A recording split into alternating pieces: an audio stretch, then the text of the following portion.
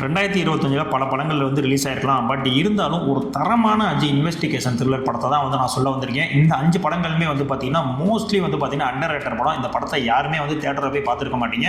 But இந்த படத்தெல்லாம் வந்து கண்டிப்பாக வாட்ச் பண்ணி பாருங்கள். அந்த அளவுக்கு ஒரு ஒர்த்தான தரமான ஒரு இன்வெஸ்டிகேஷன் த்ரில்லராக தான் இருக்கும். ஸோ இப்போ நம்ம அந்த டாப் 5 லிஸ்ட்டுக்கு வந்து போயிடலாம். இதில் நான் உங்களுக்கு 5ஆவதாக சொல்லக்கூடிய படம் என்னன்னு பார்த்தீங்கன்னா, பெஸ்ட் மூவிஸ் அவர்களுடைய ப்ரொடக்ஷனில் அரவிந்த் ராஜகோபால் அவருடைய டைரக்ஷனில் ஷாம் மீரா நிழல்கள் ரவி அவர்களுடைய ஆக்டிங்கில் வெளிவந்த படம் தான் வந்து அஸ்திரம். இந்த படம் வந்து பார்த்தீங்கன்னா ஒரு பக்கா இன்வெஸ்டிகேஷன் த்ரில்லர் படங்க. ஊட்டியில் வினோதமான முறையில் வந்து ஒரு தற்கொலை வந்து நடக்குது. ஸோ அதை விசாரிக்கிறதுக்கு வந்து பார்த்தீங்கன்னா நம்மளுடைய தலைவன் ஷாம் வந்து உள்ள களத்தில் இறங்குறாரு. ஸோ அதற்கப்புறம் வந்து இந்த கொலைகள்லாம் வந்து ஏன் நடக்குது, இதற்கான பின்னணியெல்லாம் என்ன இருக்காங்க அப்படின்ற மாதிரியான விஷயங்களை கண்டுபிடிக்கிறது தான் வந்து இந்த படத்தினுடைய ஃபுல் ஸ்டோரியாகவும், படத்தில் இறுதி வரையுமே வந்து பார்த்தீங்கன்னா அந்த சஸ்பென்ஸ் வந்து அப்படியே மெயின்டைன் பண்ணிக்கிட்டே இருப்பாங்க. அது மட்டும் கிடையாதுங்க, ஃப்ளாஷ்பேக்கில் வந்து பார்த்தீங்கன்னா ஒரு ஜப்பானீஸ் ஒரு ஃப்ளாஷ்பேக் வந்து வச்சுருப்பாங்க. அதாவது ஒரு ஜப்பானிய மன்னன் சார்ந்த ஒரு கதையை வந்து இந்த படத்தில் வந்து வச்சுருப்பாங்க. அது ரொம்பவுமே வந்து பார்த்தீங்கன்னா அந்த படத்துக்கு வந்து ஆக்டாக இருந்திருக்கும். எந்த இடத்துலையுமே வந்து பார்த்தீங்கன்னா அந்த படம் வந்து ஸ்லோவாகுது, தொய்வு அடையுது அப்படின்ற மாதிரி எந்த விஷயமே இருக்காது. ஸோ படம் ஆரம்பித்து ஒரு 10 நிமிஷத்துலேயே வந்து பரபரப்பாக வந்து தொடங்கிடும். படத்தினுடைய இறுதி வரை வந்து பார்த்தீங்கன்னா நீங்கள் ஒரு பரபரப்பில் தான் இருப்பீங்க, யாராக இருக்கும் அப்படின்ற மாதிரி. ஸோ அந்த அளவுக்கு வந்து ஒரு நேர்த்தியான ஒரு திரைக்கதையை வந்து இந்த படத்துக்கு வந்து அமைச்சிருப்பாங்க. பட் இந்த படம் வந்து பார்த்தீங்கன்னா தேட்டரில் அந்த அளவுக்கு வந்து போகலைங்க. பட் இந்த படம் ஒரு தரமான இன்வெஸ்டிகேஷன் படம். நீங்கள் என்னை நம்பி பாருங்கள், இந்த படம் வந்து உங்களை வந்து ஏமாத்தாது. ஸோ அந்த அளவுக்கு வந்து ஒரு ஒத்தான படம் தான் வந்து இந்த அஸ்திரம். அடுத்த 4ஆவதாக வந்து பார்த்தீங்கன்னா லியோ ஜான் பால் அவர்களுடைய டைரக்ஷனில் நம்ம விஜய் ஆண்டனியே வந்து தயாரித்து நடித்த படம் தான் வந்து மார்கன். இந்த படம் வந்து பார்த்தீங்கன்னா சென்னையில் மர்மமான முறையில் ஒரு ஊசியை போட்டு உடம்பு முழுக்க கரிய நிலையில் வந்து ஒரு பிண்டம் வந்து ஒரு சடலம் வந்து கிடைக்குதுங்க. ஸோ இதே மாதிரி வந்து தொடர் கொலைகள்லாம் நடந்துகிட்டு இருக்கு. ஸோ இதெல்லாம் எதனால நடக்குது அப்படின்னு கண்டுபிடிக்கிறதுக்காக நம்ம தலைவன் விஜய் ஆண்டனி வந்து களத்தில் இறங்குறாரு. ஏன் அவர் இறங்குறாருன்னா, அவரும் அதே மாதிரி ஊசி போட்டு ஒரு சைடு ஃபுல்லாக வந்து பார்த்தீங்கன்னா கரிய நிலையில் தான் இருக்காரு. ஸோ அதனால வந்து இந்த கேஸுக்கும் நம்மளுக்கும் தொடர்பு இருக்கும் அப்படின்னு சொல்லிட்டு அன்அஃபிஷியலாக வந்து இந்த கேஸை விசாரிக்க களத்தில் இறங்குறாரு. அதற்கப்புறம் நடந்த சம்பவங்கள் தான் இந்த படத்தினுடைய ஃபுல் ஸ்டோரியாகவும். இந்த படம் வந்து பார்த்தீங்கன்னா ஒரு நார்மலான படமும் இல்லாமல் ஒரு ஃபேண்டசி படமும் இல்லாமல் ரெண்டும் மிக்ஸ் பண்ணி ஒரு திரைக்கதையை வந்து வடிவமைச்சிருப்பாங்க. ஸோ இந்த கான்செப்ட் பார்த்தீங்கன்னா நிறைய பேருக்கு வந்து ஒர்க் அவுட் ஆச்சு, சில பேருக்கு ஒர்க் அவுட் ஆகாமையும் போச்சு. ஸோ அதனாலேயே வந்து பார்த்தீங்கன்னா அந்த படத்தை வந்து தியேட்டரில் அதிகப்படியாக வந்து கொண்டாடலை. ஆனால் இந்த படம் நீங்கள் ஃபுல்லாக பார்த்து முடிச்சு இருந்தீங்க அப்படின்னா கண்டிப்பாக ஒரு பக்காவான ஒரு இன்வெஸ்டிகேஷன் த்ரில்லர் படம். இந்த படம் ஏன் வந்து தியேட்டரில் வந்து பிக்கப் ஆகாமல் போச்சு அப்படின்ற மாதிரியான எண்ணங்கள் உங்களுக்கே வரும். ஸோ அந்த அளவுக்கு வந்து ஒரு தரமான படம் தான். எந்த விதத்துலையுமே வந்து உங்களை வந்து இந்த படம் வந்து ஏமாத்தாது. டாப்ல இருந்து பார்த்தீங்கன்னா எண்டு வரைக்கும் எல்லாமே வந்து பார்த்தீங்கன்னா ஒரு என்கேஜிங்காக தான் கொண்டு போயிருப்பாங்க. ஸ்க்ரீன் பிளே வந்து எந்த இடத்துலையுமே வந்து லேக் ஆகவே ஆகாது. ஸோ செகண்ட் ஹாஃபுக்கு மேலே வரக்கூடிய அந்த ஃபேண்டசி எலமெண்ட்ஸும் உங்களை வந்து ஒரு என்ஜாய் பண்ணக்கூடிய வகையில் தான் வந்து வடிவமைச்சிருப்பாங்க. டோட்டலி என்னை பொறுத்த வரைக்கும் இந்த 4ஆவது இடத்துல இருக்கக்கூடிய அந்த மார்கன் படம் வந்து ரொம்ப ஒரு ஒத்தியான படம் தான் நான் சொல்லுவேன்.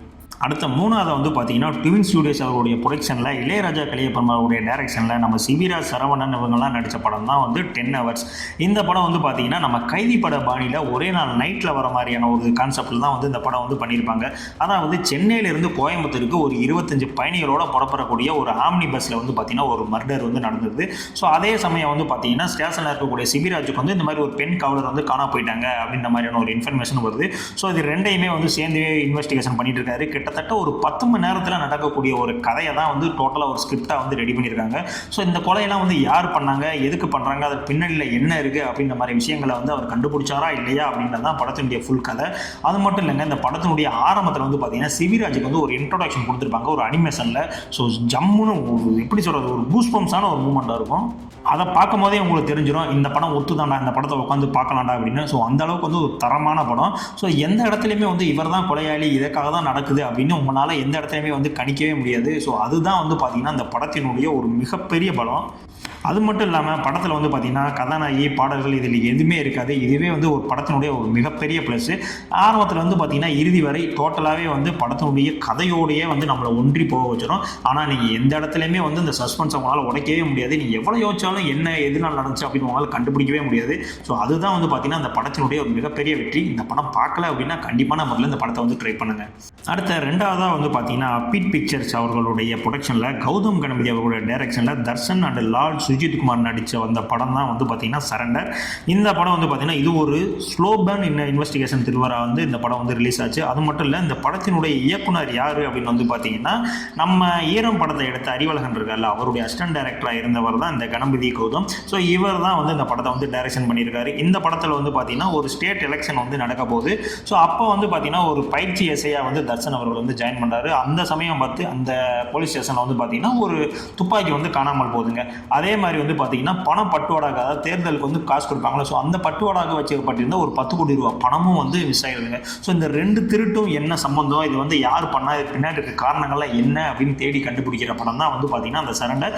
ஆனால் இந்த படம் வந்து ஒரு பக்காவான இன்வெஸ்டிகேஷன் த்ரில்லர் படம் தான். பட் இருந்தாலும் ஒரு மலையாளம் பாணியில் ஒரு ஸ்லோ பேர்னிங்காக வந்து போகும். ஸோ உங்களுக்கு ஸ்லோ பேர்னிங் த்ரில்லர் படங்கள்லாம் பிடிக்கும் அப்படின்னா கண்டிப்பாக அந்த வந்து படத்தை வந்து ட்ரை பண்ணுங்கள். இந்த படம் உங்களை எந்த விதத்துலையுமே வந்து ஏமாற்றுறது. பேக்ரவுண்ட் ஒரு ஃப்ளாஷ்பேக் ஒன்று வச்சுருப்பாங்கல்ல, அது வந்து பார்த்திங்கன்னா மேக்ஸிமம் வந்து எந்த படத்துக்கு வந்து கரெக்டாக கனெக்ட் ஆகாதனாலே நிறைய படங்கள் வந்து ஃப்ளாப் ஆகிருக்கும். பட் இந்த படத்தில் சொல்லப்பட்ட அந்த ஃப்ளாஷ்பேக் சீன்ஸு இந்த படத்துக்கு வந்து ஒரு மிகப்பெரிய ஒரு பலங்க. அந்த ஃப்ளாஷ்பேக் சீன்ஸ் மட்டும் இல்லை அப்படின்னா அந்த படம் வந்து ஒன்றுமே இல்லை. ஸோ அந்த அளவுக்கு ஒரு ஒத்தான ஒரு ஃப்ளாஷ்பேக் சீன்ஸ் வந்து வச்சுருப்பாங்க. ஏன்னா அந்த அளவுக்கு வந்து மேக்கிங்லேயே வந்து மெனக்கிட்டு இருப்பாங்க. கண்டிப்பாக எனக்கு தெரிஞ்சு ராட்சசன் படத்துக்கு அப்புறம் ஒரு பக்காவான த்ரில்லர் படம், ஒரு நியாயமான ஒரு ஃப்ளாஷ்பேக் வச்சு ஒரு தரமான ட்விஸ்ட்டையும் வச்சு ஒரு அழகான எண்டிங்கோட இந்த படத்தை வந்து முடிச்சிருப்பாங்க. ஸோ கண்டிப்பாக அந்த படத்தை நீங்கள் பார்க்கல அப்படின்னா கண்டிப்பாக அந்த படத்தை மஸ்ட் வாட்சுங்க. கண்டிப்பான முறையில் இந்த படத்தை வந்து மிஸ் பண்ணிட்டாங்க. இந்த படம் உங்களை எந்த விதத்துலையுமே வந்து ஏமாற்றுறது. இந்த படம் பார்த்து முடிச்சோடனே உங்களுக்கே தோணும், இப்பேற்பட்ட படத்தை வந்து நம்ம தியேட்டரில் பார்க்க மிஸ் பண்ணிட்டோமேடா அப்படின்ற மாதிரி தோணும். ஸோ அந்தளவுக்கு ஒரு தரமான த்ரில்லர் படம் தான் இந்த 11. இப்போ நான் சொன்ன இந்த 5 படங்களுமே வந்து பார்த்திங்கன்னா ஒரு அருமையான இன்வெஸ்டிகேஷன் படங்கள் தான். உங்களை எந்த விதத்துலையும் ஏமாற்றாத படங்கள் தான். இது இல்லாமல் உங்களுக்கு சில படங்கள்லாம் இருக்குது, இந்த படம் நான் பார்த்தேன் ப்ரோ, இந்த படம் நல்லா தான் இருந்துச்சு அப்படின்னா கண்டிப்பாக கமெண்ட்ஸில் சொல்லுங்கள். இல்லை இந்த 5 படத்துலேயே வந்து நான் இந்த படம் பார்த்துருக்கேன், எனக்கு ரொம்ப பிடிச்சிருந்துச்சு அப்படின்னாலும் அந்த படத்தினுடைய நேம் வந்து நம்மளுடைய கமெண்ட்ஸ் வந்து சொல்லுங்கள். அதுக்கு முன்னாடி நம்ம சேனலை சப்ஸ்கிரைப் பண்ணாங்க கண்டிப்பாக சப்ஸ்கிரைப் பண்ணிக்கோங்க. நம்ம சேனல் பெரிய சேனலாக இல்லைங்க, சின்ன சேனல் தான். சொன்னீங்கன்னா சப்ஸ்கிரைப் பண்ணால் தான் நம்மளுடைய சேனல் வந்து மென்மேலும் வளரும்.